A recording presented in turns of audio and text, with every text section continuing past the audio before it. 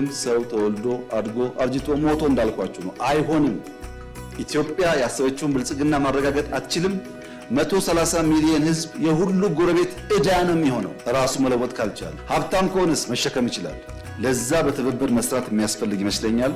በዲፕሎማሲ ረገድ በጣም መልካም ጅማሮች አሉ። በሎ ኢንፎርስመንት ቁመና ግንባታ በጣም መልካም ጅማሮች አሉ። በናሽናል ኢንትረስት መግባባት ላይ መልካም ቁመናዎች አሉ።